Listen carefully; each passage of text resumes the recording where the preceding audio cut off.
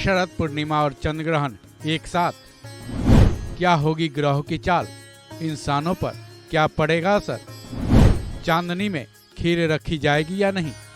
एक तरफ शरद पूर्णिमा और दूसरी तरफ चंद्र ग्रहण, शुभ और अशुभ के इस अद्भुत योग को लेकर इंसानों में भी दोहरे भाव हैं, क्योंकि एक तरफ जहां शरद पूर्णिमा की रात चंद्रमा अपनी सभी 16 कलाओं में होता है, कहा जाता है कि चांद की रोशनी से उस रात अमृत वर्षा होती है।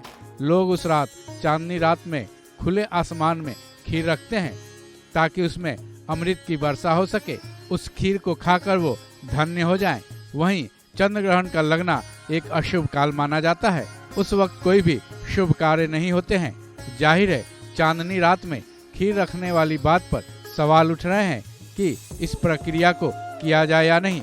वहीं इन दोनों योगों के मिलन की वजह से ग्रहों की चाल क्या होगी, साथ ही उसका प्रभाव इंसानों पर कैसा पड़ेगा। गौरतलब है कि 28 अक्टूबर की देर रात को 1:05 पर चंद्र ग्रहण लगने वाला है, जो कि उसी के 1 घंटे 19 मिनट के बाद 2:24 पर खत्म हो जाएगा।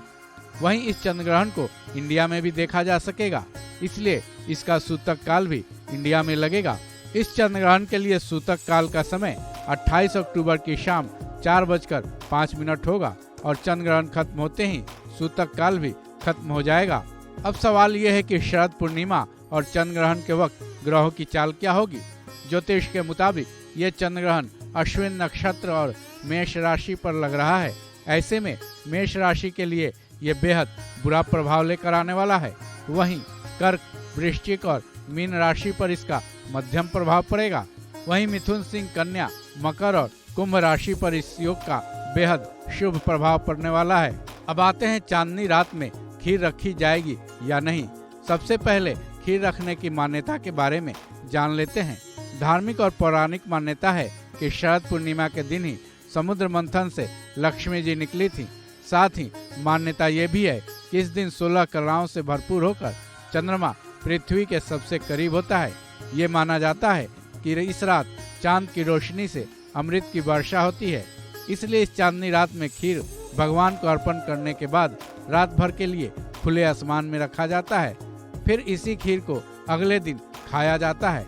मान्यता है कि इस खीर को खाने से न केवल पूरे साल शरीर निरोगी रहते हैं, बल्कि ये खीर जो भी खाता है उस पर माता लक्ष्मी की कृपा होती है।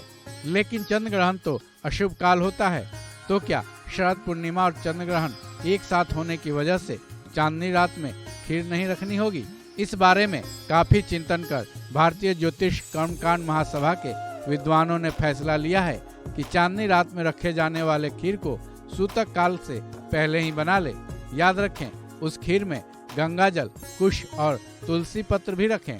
फिर जब चांद अपनी रोशनी बिखेरे तब खीर को खुले आसमान में रख दें।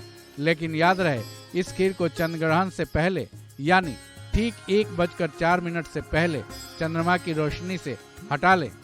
उसके बाद नियम के मुताबिक या तो इसे अगले दिन अमृत प्रसाद के रूप में ग्रहण कर लें या फिर चंद्र ग्रहण खत्म होने के बाद खाएं। इस खबर में बस इतना ही। बाकी अपडेट्स के लिए जुड़े रहें वन इंडिया हिंदी के साथ।